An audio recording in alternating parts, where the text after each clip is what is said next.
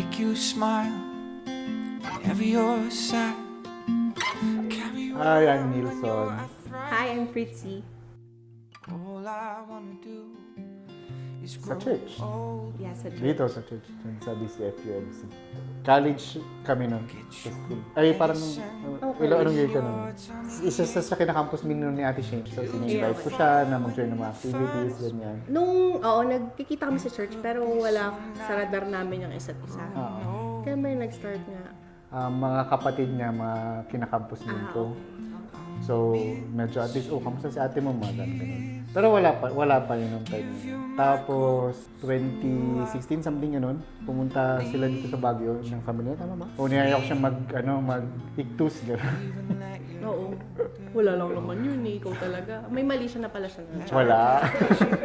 Tapos, 2017 tayo. 2017 nag-chat. Mga April something yung gano'n yung start. Yung parang biglang kamusta lang. Tapos yung mga chat namin nun mga mahahaba. Like kung kunyari para kaming chat ngayon, kunyari ako mag-send ako ng message ko ngayon, araw na to. Kunyari isang topic pa lang yan, kamusta ka? Tapos magre-reply siya. Okay naman, tapos meron siyang next na paragraph. Kinabukasan. Di-replyan ko yung message niya naman. So dahil nagkamusta din siya, for example, nagkamusta siya, sinagot ko yun. Tapos meron na rin akong reply doon sa second paragraph niya. Tapos meron na akong pangatlong paragraph. So ganun yung naging conversation namin na parang everyday, parang kunyari, gabi, tapos bukas mag-message siya, bukas, parang gano'n, every day yung changes na conversation namin. So, hindi yung kagaya na parang nag-video chat, gano'n, walang gano'n. So, puro chat lang. Mga June 2017, kita tayo sa Manila, di ba? Kinikilig daw. Tapos, October, doon na ako nagsabi na manliligaw ako sa kanya.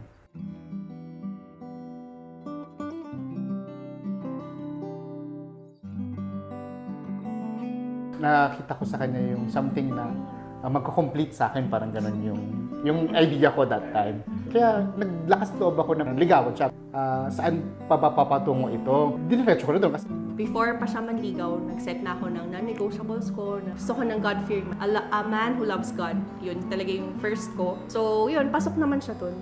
Plus, along the way, kita ko naman na kaya niya akong idalaba. I mean, syempre, kaya niyang saluhin yung mga saltic moments ko, mga ganon. Yung, kaya niya yung mga worst part ko. So, he accepts it. So, yun, nag-click naman kami sa mga ganong bagay. So, yun.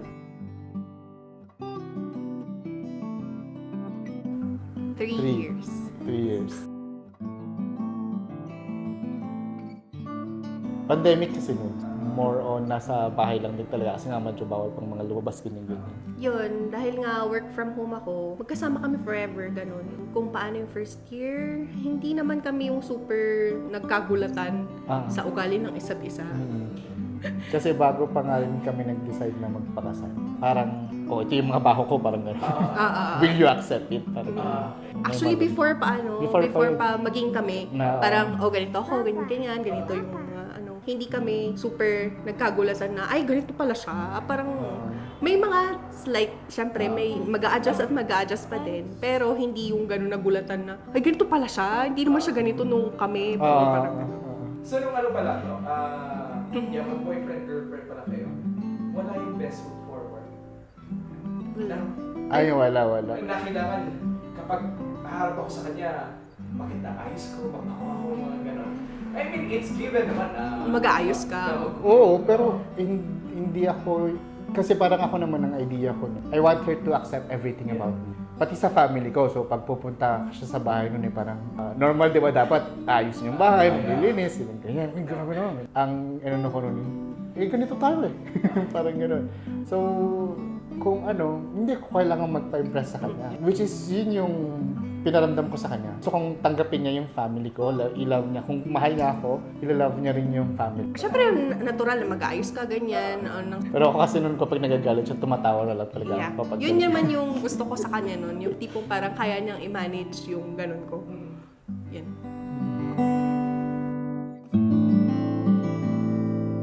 Silbihan ko. Service kasi yung love language ko to, sir. Tapos, ganoon din ako. I feel love kapag pinagsilbihan din ako. Ako, quality time. Gusto ko kami, ganun, date kami. Yung mga parang nag-uusap kami noon na 30 minutes na more than 1 hour na Tapos parang after nung conversation namin, sabihin niya, hindi mo tayo nag-uusap. Huh? Kasi parang kapakiramdam niya nun is walang quality. So pwedeng nag-usap kayo, pero iba pa rin. Yeah, walang May depth. time, binigyan mo ng time, parang gano'n, pero hindi siya quality time. Sabi namin, ano ba yun? Parang wala kaming maisip.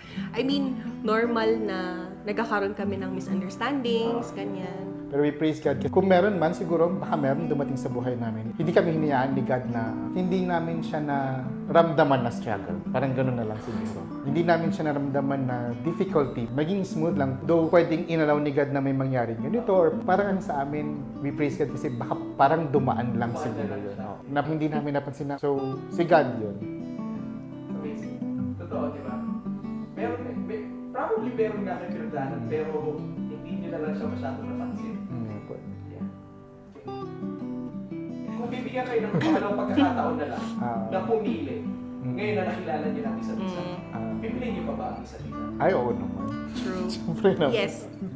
Yes, Even yes. after nakita na namin siguro yung baho ng isa't isa or I mean Naamoy yun I mean na-experience na yung worst.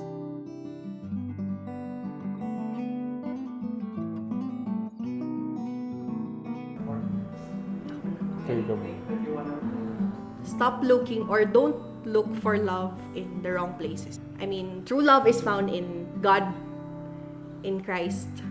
Baka kasi uso sa generation na to ngayon yung I mean, parang alam mo yung nape-pressure ka, ilang taon na ako, or alam mo yun, yung parang ilang taon na ako, ganito, single pa din ako, or Lord, ba't wala pa din, ganyan. Don't rush. Darating yon if God wills. Yun. Marriage is one of the most important decision na gagawin. Yun, sinabi ko din yun sa sa kasal natin. The younger generation or so, hindi man nila makita yung weight ng decision na yun. Pero that's why many people are lonely or parang alam mo yun, yung parang nagpakasal ka pero maraming malungkot ang buhay because they did not choose well. Wag ipilit. The right person will come. Magaan siya. Hindi siya yung parang, may jowa ako or nakapag-asawa ako. Ganun. Tapos, kung magkakaroon ka ng anak, you choose for them. Kunwari parang you choose their father for them. Ikaw kasing mamimili nun, di ba? So parang, in the future, piliin mo yung character ng mapapangasawa. And, syempre, you date with the marriage in mind. So, kung hindi pa marriage in mind, mag-aral muna. Yeah. Go for goals muna. To save yourself from unnecessary Yes. heartaches. Totoo, nag-agree ako yan. Parehas kami ng idea. Parang yun sa mga guys, put God first before anything